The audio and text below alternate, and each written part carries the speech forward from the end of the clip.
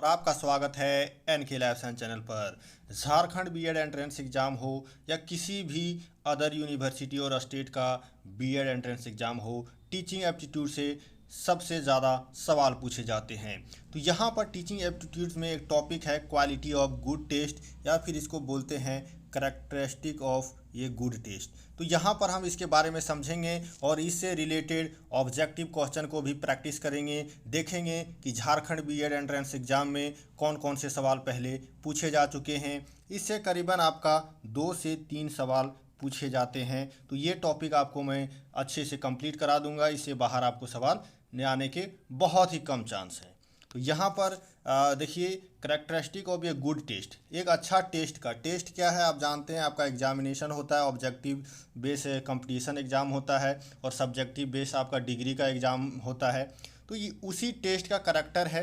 बहुत सारा करेक्टर होता है, लेकिन जो मेन करेक्टर है वो हमारा ये मेन 3 है और इसी से हर एंट्रेंस एग्ज़ाम में या हर जगह इन्हीं 3 से क्वेश्चन पूछे जाते हैं। सीटेट एग्ज़ाम जो है बीएड के बाद आप दीजिएगा, उसमें भी इन्हीं 3 से ही मेनली सवाल पूछे जाते हैं। तो इन 3 के बारे में हम लोग पढ़ेंगे। पहला है रियाबिलिटी, दूसरा है वैलिडिटी, तीसरा है ऑब्जेक्टिविटी। ठीक है, ये मैंने एक्स्ट्रा ऐड कर दिया है, और भी होते हैं उनको भी आप देख सकते हैं।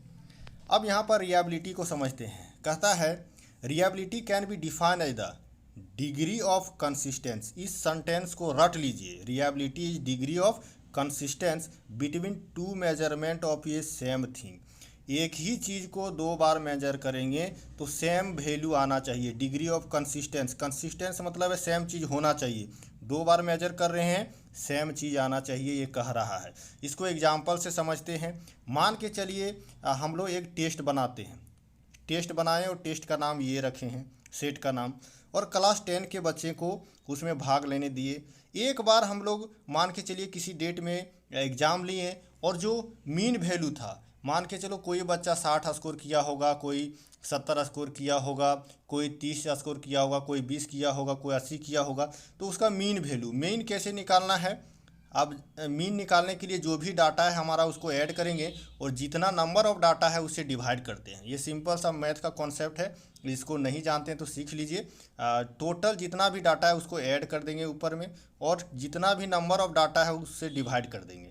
ठीक है, उसके बाद मीन वैल्यू निकालते हैं। तो यदि मीन वैल्यू हमारा 55 आता है, फिर हम कुछ दिनों के बाद फिर से वही क्वेश्चन पेपर देते हैं और वही बच्चे को बैठाते हैं। तो फिर से यदि मीन वैल्यू 55 आ जाता है, यानी कि हमारा टेस्ट रिलायबल है। और यदि दूसरा मीन वैल्यू आ जाता है तो हम कहेंगे हमारा टेस्ट रिलायबल नहीं है। या फिर क्या कर सकते हैं, 10th का बच्चा को ही 2 ग्रुप में बांट सकते हैं। ग्रुप ए कर देंगे और ग्रुप बी कर देंगे, और सेम क्वेश्चन दोनों ग्रुप को दे देंगे। ठीक है, और यदि दोनों ग्रुप में जो एवरेज स्कोरर है वो सेम वैल्यू आ जाएगा, मतलब जो एवरेज नंबर है ग्रुप ए वाला बच्चों का वो भी 70 है और बी ग्रुप वाले बच्चों का भी 70 ही है, तो हम कहेंगे टेस्ट रिलायबल है। वैलिडिटी क्या है? Validity mean truthfulness of a test. It is mean to extend to test measure that the test make intended to measure. Validity का मतलब है टेस्ट क्या मेजर करना चाहता है, क्या सच में वही मेजर कर रहा है? यदि वही सच में मेजर कर रहा है तो टेस्ट वैलिड है, और नहीं दूसरा चीज़ मेजर कर ले रहा है तो टेस्ट वैलिड नहीं है। मान के चलो हम बच्चा का देखना चाहते हैं कि कैलकुलेशन पावर कितना बढ़िया है, तो यदि कोई टेस्ट हम उसको दें जिसमें मैथमेटिकल क्वेश्चन हो, तब हम उसका कैलकुलेशन पावर जान पाएंगे कि हाँ ये बच्चा कैलकुलेशन पावर अच्छा है, तो हमारा टेस्ट वैलिड होगा। लेकिन मान के चलो हमको कैलकुलेशन पावर जानना है और हम उसको ऐसे राइटिंग लिखने दे दें, तो हमको थोड़े पता चलेगा कि वो उसका कैलकुलेशन पावर कैसा है। तो वहाँ पर हम कहेंगे कि टेस्ट जो है वो वैलिड नहीं है। तो यहाँ पर ये डिग्री ऑफ रिलेटेडनेस है। अब हमको कैलकुलेशन पावर उसका चेक करना है तो हम उसको मैथमेटिकल कैलकुलेशन वाला क्वेश्चन देंगे, गुना भागा जोड़ घटाव देंगे। ऐसे राइटिंग उसको नहीं दे सकते हैं किसी टॉपिक पर। ऐसे राइटिंग दे देंगे कि मैथ पर ऐसे राइटिंग लिखो, तो फिर हम उसका कैलकुलेशन पावर नहीं जान पाएंगे। तो ये डिग्री ऑफ रिलेटेडनेस है कि रिलेटेड है कि नहीं जो हम मेजर करना चाहते हैं उससे या नहीं, ये चेक करता है। जैसे में हम यहाँ पर एग्जाम्पल पर देख सकते हैं, बीएड एंट्रेंस एग्जाम में टीचिंग एप्टीट्यूड से सवाल पूछा जाता है। क्यों? क्योंकि हम फ्यूचर में जाके पढ़ाएंगे तो कैसे पढ़ाना है उससे रिलेटेड सवाल पूछे जाते हैं, ना कि जनरल एप्टीट्यूड से। जनरल एप्टीट्यूड से सवाल नहीं पूछे जाते। और बीएड एंट्रेंस एग्जाम ले रहा है तो इसमें यूपीएससी का क्वेश्चन नहीं पूछ सकता, इसमें बीएड एंट्रेंस एग्जाम से रिलेटेड ही सवाल पूछे जाते हैं। यहाँ रिलेटेड है, रिलेटेडनेस, तो ये बात हो गई। आगे हम लोग एमसीक्यू से भी समझेंगे, प्रैक्टिस करेंगे और देखेंगे कौन कौन से सवाल पूछे गए हैं। ऑब्जेक्टिविटी ये है degree to which equal competence score same result.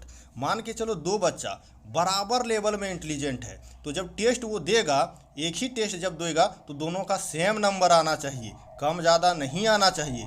कम ज़्यादा आ जाता है तो हम कहेंगे टेस्ट ऑब्जेक्टिविटी नहीं है। मान के चलो एमसीक्यू क्वेश्चन है तो उसमें एक ही आंसर रहता है और सब लोग एक ही आंसर देता है, तो जो सेम लेवल का इंटेलिजेंस रहता है सेम नंबर आता है।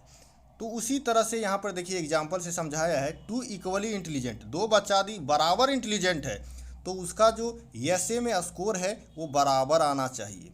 ऐसे एसए जब हम लोग चेक करते हैं तो अपने अनुसार देखते हैं कि कैसा लिखा है और उसके अनुसार हम लोग अलग अलग नंबर दे देते हैं, लेकिन ऐसा नहीं होना चाहिए। आपको पता होगा कि जब भी कॉपी चेक किया जाता है उसमें कितने पोर्शन में कितना नंबर है उसके अनुसार बताया जाता है, टीचर्स को गाइडेंस दिया जाता है कि किस तरह से कॉपी चेक करना है। इसलिए गाइडेंस दिया जाता है ताकि वो थोड़ा सा इधर उधर का स्कोरिंग ना कर दे, मोस्ट हो कि आंसरिंग जो है ऑब्जेक्टिविटी उसका वैलिड हो।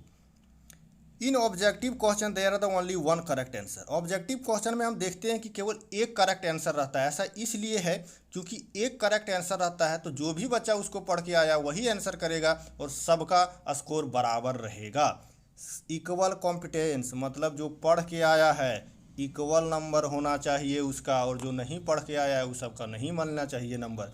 ये ऑब्जेक्टिव। और सब्जेक्ट में क्या है, हो सकता है सेम चीज़ लिखा हो फिर भी हम लोग राइटिंग पर 1-2 नंबर काट लेते हैं, कोई राइटिंग स्टाइल पे काट लेता है। तो ये है हमारा ऑब्जेक्टिविटी। मतलब यदि बच्चा सेम लेवल का इंटेलिजेंस है तो उसका नंबर सेम आना चाहिए। ज़्यादा डिफरेंस हो जाए, मान के चलो बच्चा ने 70 नंबर लाया है, दूसरे बच्चे ने 71 नंबर लाया है, तो यहाँ पर देखिए नज़दीकी, ये बहुत नज़दीक है दोनों का स्कोर, तो हम कहेंगे ऑब्जेक्टिविटी एकदम ऑलमोस्ट सही है। लेकिन एक बच्चा 70 लाया है, दूसरा बच्चा भी 70 लाया है, तो कहेंगे 100% ऑब्जेक्टिविटी है इसका। लेकिन यहीं पर यदि हमारा एक बच्चा 50 लाता है, एक 90 लाता है, तो ये तो अनफेयर हो जाएगा ना, गलत हो जा रहा है, तो ऑब्जेक्टिविटी यहाँ पर वैलिड नहीं हो पाएगा। अब यहाँ पर देखिए प्रीवियस ईयर क्वेश्चन पूछा गया है 2022 का एंट्रेंस एग्जाम में, झारखंड का बीएड एंट्रेंस एग्जाम में पूछा गया है, इधर डिग्री टू विच ये test measure what is suppose to measure, क्या मेजर करना है वही मेजर कर रहा है, तो यहाँ पर आंसर हमारा वैलिडिटी हो जाएगा। देखिए suppose to measure same sentence मैंने अपना नोट्स में भी दिया है, देखिए इंटेंडेड टू मेजर, समझ में आ रहा है। नेक्स्ट है हमारा देखिए characteristic of a test that state equally competence will score equally. अभी मैंने बताया कि दो बच्चा बराबर इंटेलिजेंट है तो बराबर स्कोर होना चाहिए, इक्वली कॉम्पिटेंट इक्वली स्कोर आने की ऑब्जेक्टिविटी हो जाएगा हमारा answer. Which of the following is not a characteristic of good test, इसमें से कौन सा करेक्टर नहीं है गुड टेस्ट का, तो गुड टेस्ट का करेक्टर हमारा ऑब्जेक्टिविटी है, रिलायबिलिटी है, वैलिडिटी है, ये नहीं है तो हमारा बी सही हो जाएगा। Characteristic of good test that state degree of consistence, देखिए मैंने कहा था सेंटेंस याद कर लीजिएगा, degree of consistence between two test mean value का बात कर रहा है, यानी कि ये हमारा रिलायबिलिटी का बात कर रहा है, तो ये करेक्ट हो जाएगा। नेक्स्ट है objective type test have high, क्या होता है ऑब्जेक्टिविटी। ऑब्जेक्टिव टाइप क्वेश्चन में सिर्फ एक ही आंसर सही होता है, इसीलिए सबसे हाई इसका ऑब्जेक्टिविटी होगा, 100% ऑब्जेक्टिविटी होगा इसका ऑब्जेक्टिव टेस्ट का। नेक्स्ट है validity of test is, validity of test is degree of relatedness, degree of relatedness है तो बी नंबर करेक्ट मारेंगे। यहाँ पर देखिए मैंने आंसर दे दिया है, यदि बाय चांस मैंने गलत आंसर उधर कर दिया हो तो यहाँ से आप मिला सकते हैं इसको। और आगे का वीडियो देखिए। Thank you. ये सीरीज कंटिन्यू रहेगा। ये हमारा सेकंड लेक्चर था और थर्ड वीडियो था। फर्स्ट वीडियो में मैंने सिलेबस को डिस्कस किया है। Thank you. Signing off.